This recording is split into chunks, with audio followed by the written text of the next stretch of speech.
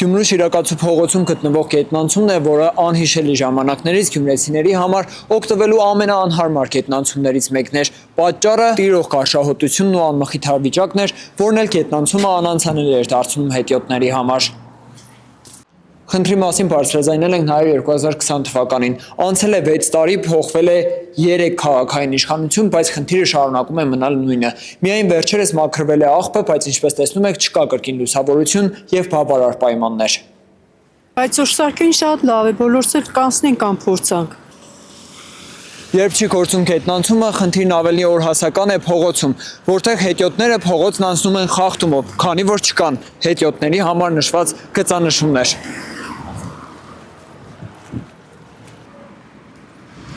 Այս գետնանցումը եւս քաղաքի սրտում է։ Ցավոք, սրտի անոթներից մեկը եւս փակ է։ Այստեղից եւս հետիոտները անցնել չեն կարող, պատճառը կրկին գարշահոտությունն է։ Հավոր հոդունի չեմ կարող այդպես անցնել։ Դե մեզում են, չգիտեմ, ինչ են անում, չէ, այդ հոդին հնարավոր չէ մտնել։ Թե չէ, այստեղ որ գալիս եմ, կանգնում եմ ահագին մինչև 100% ճանապարհը բացանի, նոր անցնեմ, որտեղ ճանապարհը մեքենաներին է, մերը չէ։ Մարդիկ իրանք չեն հարգում։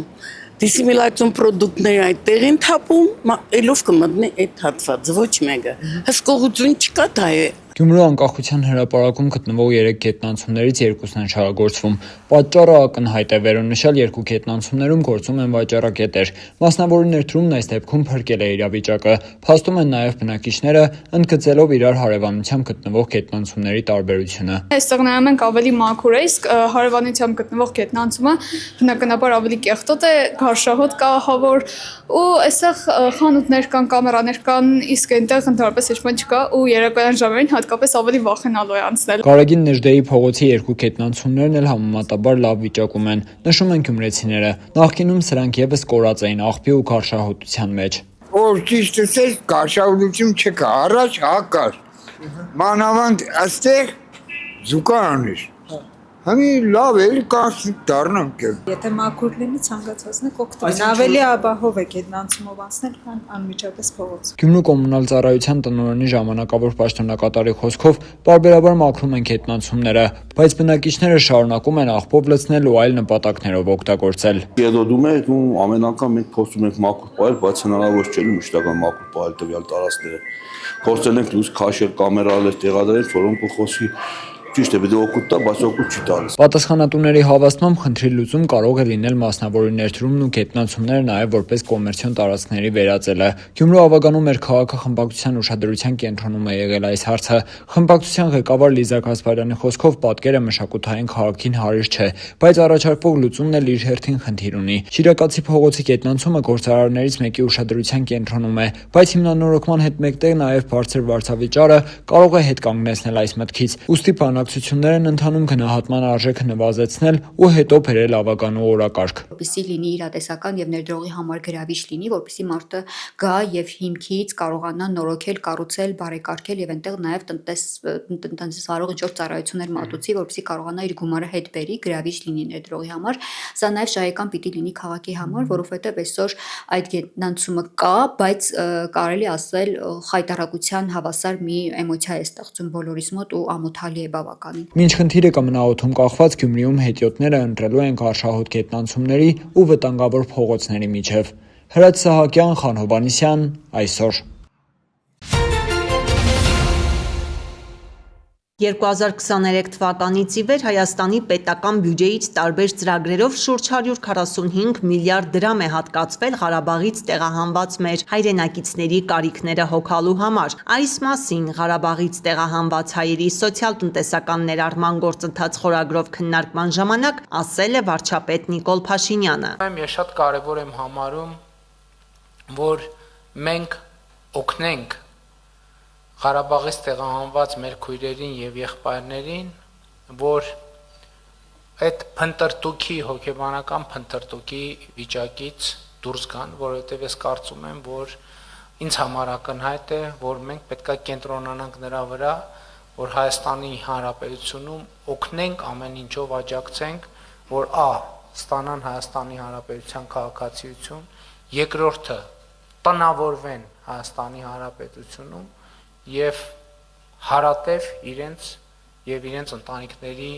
ճակատագիրը կապեն Հայաստանի Հանրապետության հետ։ Սա շատ կարևոր եւ քաղաքական եւ հոգեբանական առումով շատ կարևոր է։ Ես ընդ որում ուզում եմ ասել, որ ես այսպիսի ձևակերպում հրապարակային 2023 թվականից հետո բավականին ուշ եմ արել, բայց նաեւ կարևոր մի հանգամանք կա, այս ընթացքում տարբեր ձևաչափերով ես հանդիպել եմ եւ ումից հարց եմ ստացել Ղարաբաղից տեղահանված մեր հայրենակիցների մասին է խոսքը, ես այս նույն կերպ պատասխանել եմ։ Մի X պահից այդ պատասխանները դարձել են հրապարակային։ Ինչ են X պահից դարձել հրապարակային, որովհետեւ մեզ համար էլ ա եղել մտածումների փուլ։ Մենք էլ ենք մտածել։ Մենք էլ ենք փորձել հասկանալ, թե որն է հարցը, որին պետք է պատասխանենք, եւ հարցը ձևակերպելուց հետո որն է վերջո այդ հարցի ճիշտ պատասխանը, որպեսզի մենք ի վերջո կարողանանք մի հանգրվանի հասնել։ Ես կարող եմ ասել հետեւյալը, որ մեր գործընկերները համոզված եմ կներկայացնենք 2023 թվականից ի վեր Հայաստանի Հանրապետության պետական բյուջեից տարբեր ծրագրերով շուրջ 145 միլիարդ դրամ է հատկացվել Ղարաբաղից տեղահանված մեր հայրենակիցների կարիքները հոգալու համար ամենատարբեր ծրագրերով եւ մենք համոզված ենք, որ մի մասը հստակ եւ հասցեական տեղ է հասել, գուցե այդ հասցեականությունը տեղ լինի ոչ ամենաբարձր ճշգրտության, երևի այսօր այդ թեմաներով էլ կխոսենք, բայց ես կարծում եմ, որ ճիշտ կլինի, որ առնվազն մեր խոսակցության երկրորդ կեսը եւ եզրափակիչ մասը նվիրված լինի մեր անելիքներին, ապագային, թե ինչ ենք անելու մենք սրանից հետո,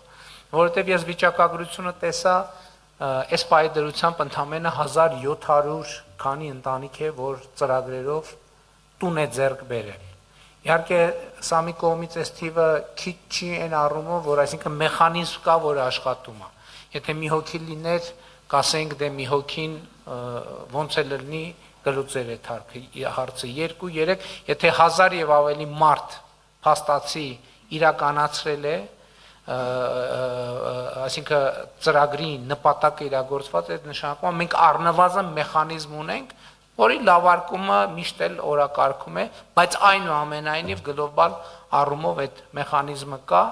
եւ ես կարծում եմ, որ մենք կարող ենք նաեւ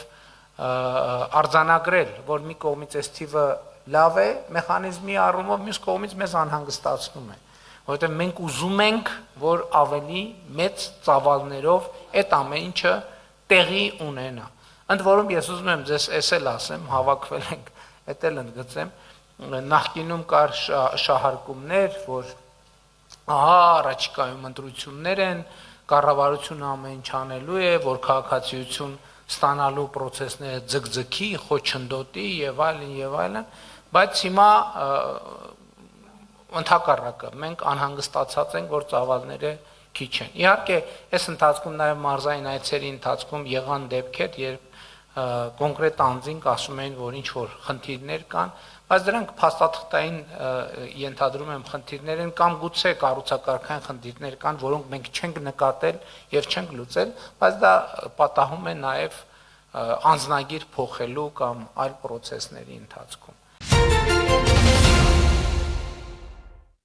Իրանը հաստատել է երկրի ազգային անվտանգության բարձրագույն խորհրդի քարտուղար Ալի Լարիջանիի եւ բասիջ ռազմականացված ուժերի հրամանատար Ղոլամռեզա Սոլեյմանիի զոհվելու մասին լուրերը։ Փետրվարի 28-ին Իրանի գերագույն առաջնորդ Ալի Խամենեի սպանությունից հետո Լարիջանին ամերիկա-իսրայելական հարվածների հետևանքով զոհված ամենաբարձրաստիճան պաշտոնյան էր։ Անդրադառնալով Լարիջանիի սպանությանը Իրանի արտգործնախարար Աբբաս Արաղչին հայտարարել է, որ երկրի քաղաքական համակարգն ամուր կառուցվածք ունի եւ այս կամ այն գործչի բացակայությունը չի կարող անդրադառնալ կառուցվածքի ընդհանուր գործունեության վրա։ Իր հնարավոր թիրախավորման մասին հարցին ի պատասխան Արաղչին նշել է, որ ցանկացած մարդ կարող է թիրախ դառնալ։ Նա շեշտել է ԱՄՆ-ն եւ Իսրայելը որևէ խտրականություն չեն դնում։ Նրանք թիրախավորել են տասնյակ հիվանդանոցներ, դպրոցներ, բանկեր, գիտնականների եւ քաղաքացիական անձանց։ Իրանցի պաշտոնյան կոմերցիաները շարունակում են աշխատել հանուն երկրի շահերի եւ պատրաստ են նաեւ անհրաժեշտության դեպքում իրենց կյանքը զոհել, հավելել է դիվանագետը։ Լարիջանի իսպանությանն ի պատասխան Իրանը կասետային մարտագլխիկներ կրող հրթիռներով թիրախավորել է Թել Ավիվը եւ Ռամատ Գանը։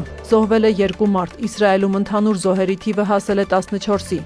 Անօթաչուներով թիրախավորվել է Իրաքում ԱՄՆ դեսպանատունը, որի հարևանությամբ հրդեհ է բռնկվել։ Իրանական արգ է ընկել նաև Արաբական Միացյալ Էմիրություններում գտնվող Ավստրալիայի ռազմաբազայում, հրդեհ է բռնկվել, տուժածներ չկան։ ԱԹՍ-ներ են որսացել նաև Սաուդյան Արաբիայում, Քուվեյթում։ Իսրայելն էլ հերթական անգամ հարվածել է Բեյրութին, ըստ Լիբանանի իշխանությունների երկրում զոհերի թիվը գերազանցել է 900-ը։ Իսկ Իրանում պատերազմի 19 օրվա ընթացքում ավելի քան 1300 մարդ է զոհվել։ ԱՄՆ զինված ուժերը հայտնել են Հորմուզի նեղուցի երկայնքով բունկերներում գտնվող իրանական հրթիռային օբյեկտների հարվածելու մասին։ Իրանն ատոմային էներգիայի միջազգային գործակալությանը տեղեկացրել է, որ Բուշեր ատոմային էլեկտրակայանի տարածքում արգ է ընկել։ Վնասներ չեն արձանագրվել։ ԱՄԳ ղեկավար Ռաֆայել Գրոսին կրկին առավելագույն զսպվածության կոչ է արել միջուկային աղետի վտանգը կանխելու համար։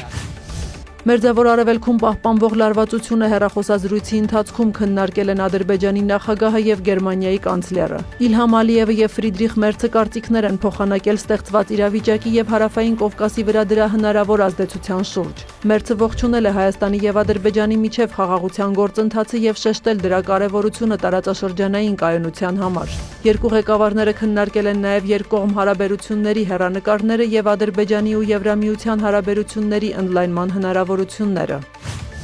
Հեռախոսազրույց է տեղի ունեցել նաև Իրանի արտաքին գործերի նախարար Աբաս Արաղչիի եւ նրա ադրբեջանցի գործընկեր Ջեյհուն Բայրամովի միջև։ Քննարկվել են տարածաշրջանային իրավիճակը եւ երկկողմ հարաբերությունները։ Բայրամովն ընդգծել է, որ կարևոր է ավարտել Իրանի կողմից Նախիջևանի տարածքում ԱԹՍ-ների հարվածների հետ կապված հետաքննությունը, ինչպես խոստացվել է։ Իրանը նախկինում հերքել էր Նախիջևանին հարվածելու մեղադրանքները։ Զրույցի ընթացքում դիվանագետներն ընդգծել են ռազմական գործողությունների ժամանակ քաղաքացիական թիրախների վրա հարձակումներից խուսափելու, տարածաշրջանում ռազմական էսկալացիայի հնարավորինս արագ դադարեցման եւ առկա դժվարությունները դիվանագիտական միջոցներով լուծելու անհրաժեշտությունը։ Միևնույն ժամանակ Իրանում տիրող իրավիճակի ֆոնին Բաքուն հերթական հումանիտար օգնությունն է ուղարկել։ 82 տոննա օգնությունը ներառում է սննդամթերք, դեղորայք եւ բժշկական պարագաներ։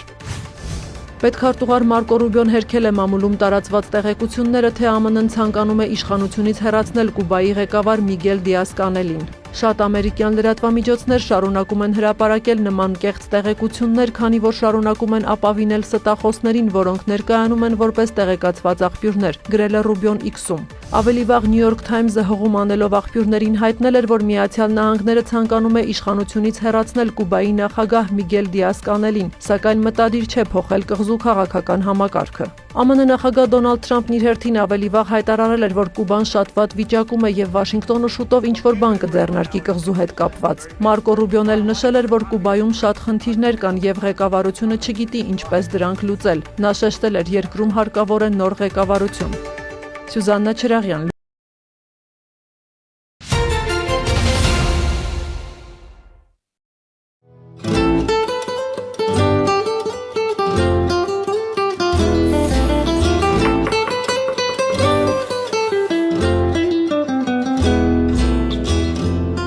Տնայնագործ կոշկակարարամը 90-ականների սկզբին էր առաջարկ ստացավ միանալ Սալի նորաստեղծ արտադրության թիմին ու արդեն 35 տարի է անփոփոխիկ տեղում է նույն գործին։ Այդ ժամանակ 4 կոշկակար էինք, որից մեկն էլ վարպետ Արմենն էր,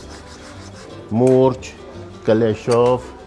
դանակով ուրիշ ոչ մի բան համարյա չկար, լրիվ ձեռքի աշխատանք։ Դժվար փուլեր հաղթահարեցին գործը, սակայն առաջ գնաց արտադրությունը տարեստարի ընդլայնվեց, պրոցեսները կատարելագործվեցին, հայրենական արտադրության ձեռագործ բարձրորակ կոշիկների պահանջարկը մեծացավ։ Հիմա օրական վերջնական տեսքի ենք բերում 5 զույգ, 4 զույգ, նայած ինչ տեպի մոդելներ են։ Գործունեության առաջին տասնամյակում սպառման շուկան հիմնականում Ռուսաստանն էր, նաև մայրաքաղաքի տոնավաճառներում էին ապրանքն իրացնում։ 2000-ականներից նոր ուղենիշ ընտրեցին, նախ արտադրանքը բրենդավորվեց, հետո առաջին խանութը բացեցին Երևանում։ Հասցեներն արդեն 6-ն են ու ընկերությունն այսօր սպառողին է ներկայանում 3 անուն բրենդով՝ Սալի, Իգնատյան եւ Սալի Քիդս, նախատեսված երեխաների համար։ Աշխատում են բացառապես բնական կաշվե հումքով։ Սկսած Չինաստան, Ռուսաստան, Ուկրաինա, Իտալիա, Իսպանիա բերում ենք միայն առաջատար արտադրողների հումքերը եւ արտադրում ենք միայն առաջատար արտադրողների կողմից երաշխավորված հումքով։ Տեղական շուկայում հիմնավորվելով 5-6 տարի առաջ սկսեցին մտածել արդեն արտահանման ուղղությամբ։ Նոր ներդրումների հարցը եկավ օրակարգ, 2019-ին իրենց տեսլականը ծրագրի տեսքով ներկայացրեցին գործադիրին, մաքսատուրքի արտոնություն ստացան։ Ծրագիրը նախատեսում էր 950 միլիոն դրամի հումքի եւ սարքավորումների ներմուծման արտոնություն, որը շատ մեծ աջակցություն էր մեր ընկերությանը, թե գնային քաղաքականությունում ավելի մրցունակ լինելու, թե արտահանման ժամանակ ավելի լավ պայմաններով ապրանքը արտահանելու համար։ Մաքսատուրքի արտոնությունը կազմեց մոտավորապես 48 միլիոն դրամ։ 2019-ից 22-ի ընթացքում կարողացան արտահանման ցուցանիշը 0-ից հասցնել 9 միլիոն դրամի։ Արտոնյալ պայմաններով հումքերի ներմուծումը շարունակելու համար կառավարությանը դիմեցին նաև 2022-ին։ Այս անգամ 5 տարի ժամկետով արտոնություն ստացան ներկրելու մոտ 1.3 միլիարդ դրամի հումք։ Մաքսատուրքը գնահատվում է մոտ 68 միլիոն դրամ։ Հիմա ընթացքի մեջ է ներդրումային ծրագիրը, սակայն արդեն իսկ մենք ունենք առաջանցիկ հաջողություններ։ Ներդրումային ծրագրի շրջանակներում նաև մենք կարողացանք հասնել արտահանման ծավալների կտրուկ աճի, որը 22 թվականի դրությամբ 9 միլիոն էր, այս պահի դրությամբ արդեն 58 միլիոն դրամի արտահանում ենք կարողանում ապահովել։ Վերջին տարիներին նաև թիմն են մեծացրել։ 2019-ին 109 աշխատող ունեին, 2025-ին 128։ Վերանայել են նաև միջին աշխատավարձը, գրեթե կրկնապատկել։ Շարունակում են հետևել ժամանակակից նորաձևության թրենդերին ու պարբերաբար տեսականին համալրել։ Մոտ 2000 մոդել են ներկայացնում այսօր իրենց խանութներում։ Սեզոնափոխության ժամանակ հավաքածուները պարտադիր թարմացվում են։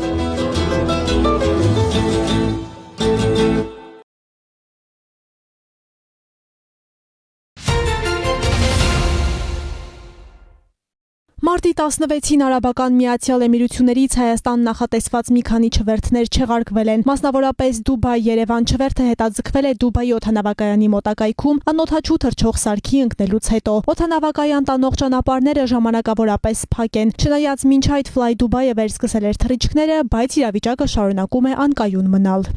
Բոլոր են ավիաընկերությունները, որոնք մինչ պատերազմական իրավիճակը թռնում էին Հայաստան, բայց այդ իրավիճակից հետո թռիչքները չեղարկել են։ Դրանք են Air Arabian, Qatar-ը, Իրան թռնող բոլոր ավիաընկերությունները եւ Fly Dubai-ը, ինչպես նաեւ Jazeera-ն, որը Քուվեյթ էր թռնում։ Այս իրավիճակից ելնելով ու օդային տարածքների փակման հետևանքով բոլոր այս ավիաընկերությունները իրենց թռիչքները չեղարկել էին մինչեւ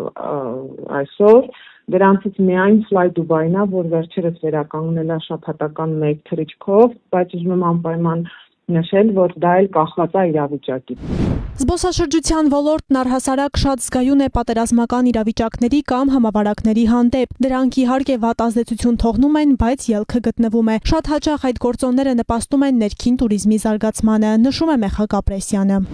Կորոնավիրուսի տարիներին, երբ ընդհանրապես կանգնել էր, կանգ էր առել զբոսաշրջությունը եւ միջազգային ճանապարհորդությունները որպես կասեցված էին, արգելված էին, սահմանափակված էին, զբոսաշրջությունը սկսեց վերականգնվել բոլոր երկրներում ներքին զբոսաշրջությամբ։ Եվ դա նաեւ իր որոշակի, եթե կարելի է այդպես ասել, այդ հնարավորությունը ստեղծեց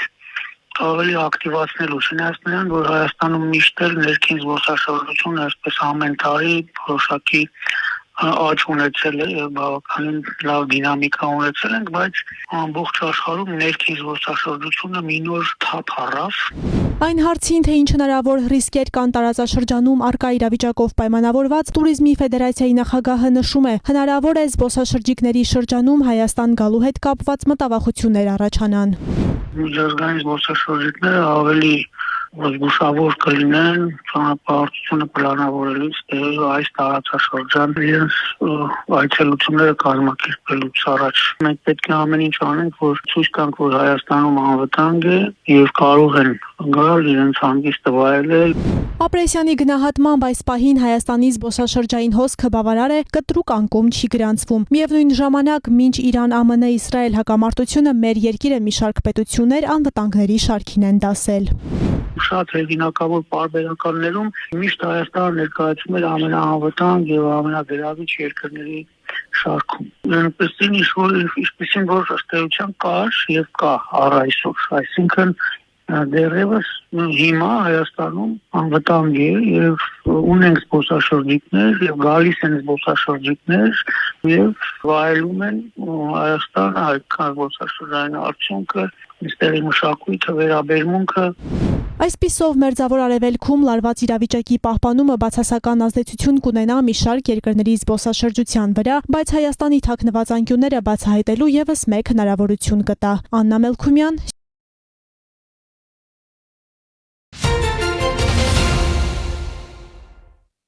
Ագատ հաշմանդամություն ունեցող կանանց իրավունքների պաշտպանության կենտրոն հասարակական կազմակերպությունը կանայք որպես խաղաղաշինության դեսպաններ ծրագրի շրջանակում ստեղծել է խաղաղաշինության դեսպանների ցանց, ովքեր Հայաստանի մարզերում իրականացնում են տարաբնույթ միջոցառումներ, ներկայացնելով ՄԱԿ-ի անվտանգության խորհրդի կանայք խաղաղություն եւ անվտանգություն օրակարգի 1325 եւ 2475 բանաձևերը։ Այս տարի կազմակերպել ենք երրորդ դասընթաց, որին մասնակցել են Հայաստանի ամբողջ հանրապետությունից եւ Լեռնային Ղարաբաղից տեղահանված 35 հաշմանդամություն ունեցող կանայք, ովքեր որ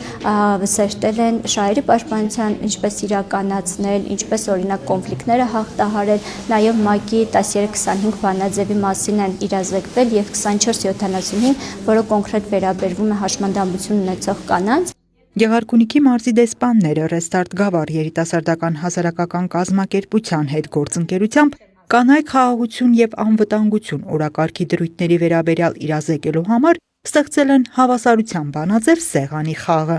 Խաղի առանցքային բնութագրիչներից մեկը այն է, որ այն ոչ միայն ժամանցային է, այլ նաև ուսուցողական եւ հնարավոր է ուղղակի քննարկումների միջոցով հասկանալ թեման ու ամբողջությամբ յուրացնել։ Մինչև 30 մարդ կարող է մասնակցել ինտերակտիվ խաղին։ Ներկայացվող բանաձևերի մասին նախնական գիտելիքներ չեն պահանջվում։ Խաղն ինքը պնդումների եւ հերքումների միջոցով պատկերացում է տալիս բանաձևերի էության մասին։ Մասնակիցները հնարավորություն են ունենում քննարկումների միջոցով գտնելու ճիշտ պատասխանները, ներկայացնելու սեփական առաջարկություններն ու մեկնաբանությունները։ Իրազեկումը շատ կարևոր էր դառնում ու խաղը ինչ-որ չափով նպաստում էր նաև դրան, երիտասարդները ծանոթանում էին բանաձևին, հասկանում թե կանանց դերը ինչքանով է մեծ համայնքում,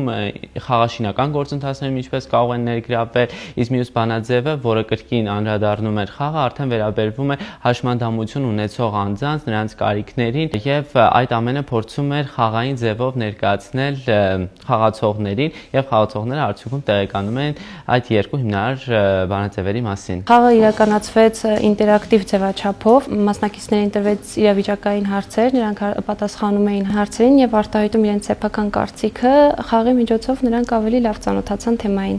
Հավասարության բանաձև խաղը ՄԱԿ-ի անվտանգության խորհրդի 1325 եւ 2475 բանաձևերի վրա հիմնված երրորդ ազգային ծրագրի տեղայնացման ուղղված քայլերից մեկն է։ Երիտասարդներն այսպիսով ընդգծում են հատկապես հաշմանդամություն ունեցող կանանց ներգրավվածությունն ու ակտիվ մասնակցությունը խաղաղաշինական որոշումների կայացման գործընթացներին եւ համայնքային կյանքին։ Անահիտ Կարյան, Սարգիս Ալավերդյան։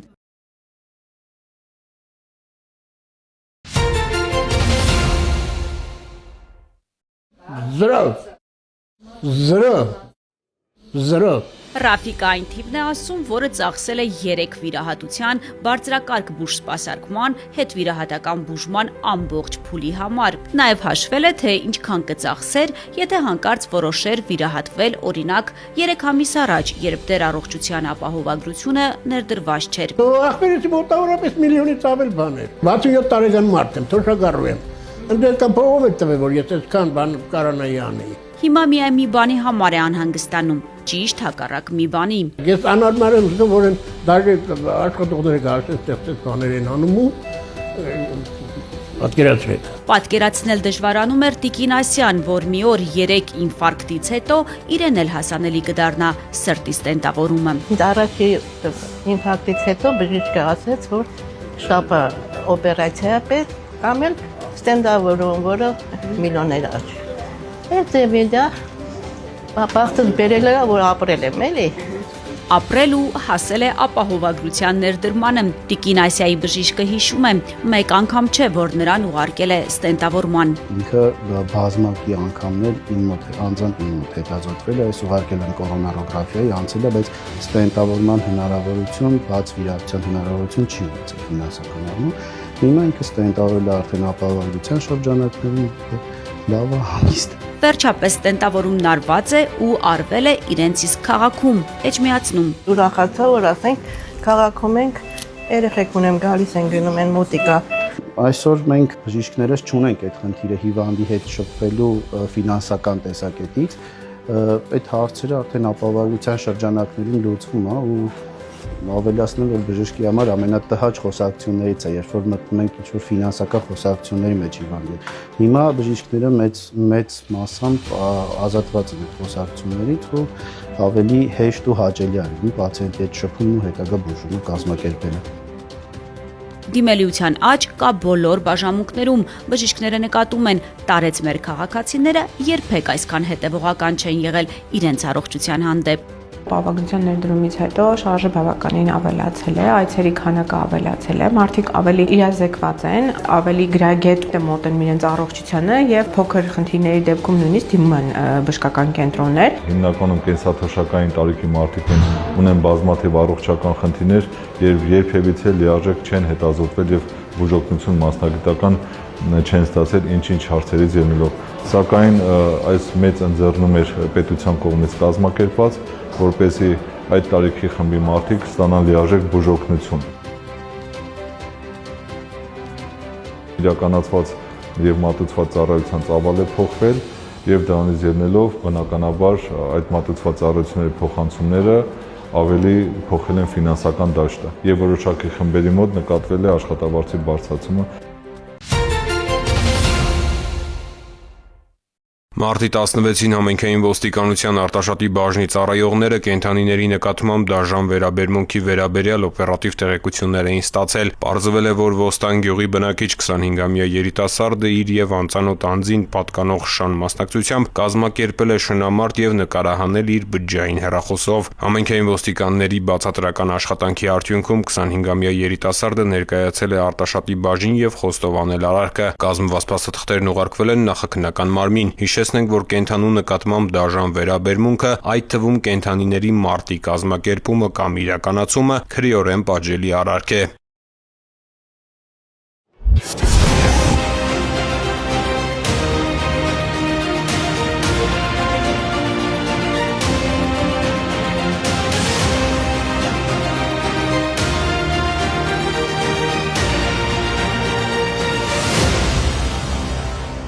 Քրեական ոստիկանության կիբերհանցագործությունների դեմ պայքարի վարչության ծառայողները հերթական օպերատիվ տեղեկությունն էին ստացել հանցավոր գործունեությամբ զբաղվող մի խումբ անձանց վերաբերյալ, որոնք նախնական համաձայնությամբ եւ դերերի հստակ բաշխմամբ միմյանց գործողությունները փոխլրացնելով համացանցային զանգերի միջոցով իրականացնում էին լայնամասշտաբ հափշտակություններ։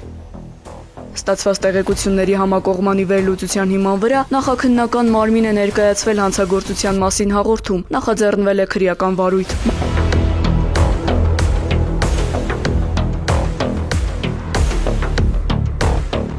Մարտի 9-ին քրեական ոստիկանության կիբերհանցագործությունների դեմ պայքարի եւ քննչական կոմիտեի հատկապես կարևոր գործերի քննության վարչությունների ծառայողները համատեղ խուզարկություն են իրականացրել Երևանի Դավթաշեն թաղամասի առանձնատներից մեկում։ Հատկանշական է, որ հանցավոր խումբը նախապես կառուցել էր պաշտպանական յուրօրինակ համակարգ։ Տարածքը կահավորված էր արտաքին տեսահսկման սարքերով, որոնց միջոցով իրավապահների նկատելուն պես նախատեսված էր վայրկյանների ընթացքում հոսանքազրկել շինությունը, այդպիսով ջնջելով կամ անհասանելի դարձնելով հանցավոր գործունեության բոլոր թվային հետքերը։ Իրավապահների արագ ու հմուտ գործողությունների արդյունքում հաջողվել է կանխել նախաքննության համար առանցքային նշանակություն ունեցող թվային ապացույցների ոչնչացումը։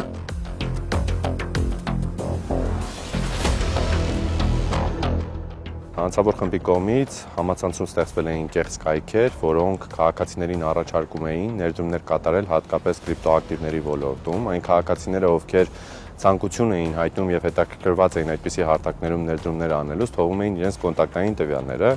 Այնուհետև հանցավոր խմբի կողմից ստեղծվում էր կեղծ հաշիվներ եւ այդ կեղծ հաշիվների մուտքանունները տրամադրում էին քաղաքացիներին եւ այդ կեղծ հաշիվներում մուտքագրում էին գոյություն չունեցող զրոյական արժեք ունեցող կրիպտոակտիվների վերաբերյալ տեղեկատվություններ եւ պատրանք էին ստեղծվում, թե տվյալ ներդրում կատարող անձին ունեն վաստակած որոշակի գումարներ, այսինքն հաջողությամբ ներդրում են կատարել, սակայն վերջնարդյունքում վերջիններս ամբողջապես հափշտակում էին այդ ներդրված գումարը։ Եվ այսպես իրավապահների տեսադաշտում հայտնված 14 անձից բաղկացած խումբը գործել էր կազմակերպված եւ հստակ պլանավորված հանցավոր սխեմայով։ Կիբերհանցագործությունների դեմ պայքարի վարչության ծառայողները ձեռնարկած օպերատիվ հետախուզական միջոցառումների արդյունքում պարզել են, որ խմբի անդամները վարձակալել են առանձնատուն, աննկատ մնալու համար իրականացրել ներքին լուսավորության քողարկման հատուկ աշխատանքներ եւ տարածքը կահավորել ժամանակակից համակարգչային տեխնիկայով ու կապի միջոցներով։ Գործողությունների առանցքում airdrops կամ մեթոդի կիրառումներ, մասնավորապես ստեղծելով կեղծ ներդրումային հարթակ, հմտորեն թաքցնելով իրենց ինքնությունը, նրանք հանդես են եկել կեղծանուններով, օգտագործելով հաղորդակցման հմտություններ եւ տիրապետելով մի քանի օտար լեզուների, նրանք թիրախավորել են օտարերկրյա քաղաքացիների, տրամադրելով կեղծ տեղեկություններ կրիպտոակտիվների շուկայում իբր բարձր եկամտաբերություն ապահովող ներդրումների վերաբերյալ, ինչի արդյունքում իրականացրել են խոշորամասշտաբ հափշտակություններ։ Ըստ ստացված նախնական տվյալների, վերջիններս հանցավոր զանգերի կենտրոն ունեին ոչ միայն Հայաստանի Հանրապետությունում, նաև ունեն զանգերի կենտրոն տեղակայված օտարերկրյա այլ պետությունում եւ ներկայումս մենք տվյալ երկրի իրավապահ մարմինների հետ աշխատում ենք։ Այս զանգերի կենտրոնի աշխատակիցները, այսպես ասած, թիրախավորել են ոչ միայն մեկ երկրի քաղաքացիներ, այլ բազմաթիվ երկրների քաղաքացիներ, իսկ հասցված ֆինանսական վնասները բավականին մեծ են եւ ներկայումս աշխատանքներ են իրականացնում մեր միջազգային գործընկերների հետ, պարզելու թե ինչ ծավալների ֆինանսական վնասներ են վերջիններս հասցրել քաղաքացիներին։ Իրականացվում են անհրաժեշտ վարույթային գործողություններ հանցավոր սխեմայի մանրամասները եւ դերակատարների շրջանակը պարզելու ուղղությամբ։ Նախաքննությունը շարունակվում է։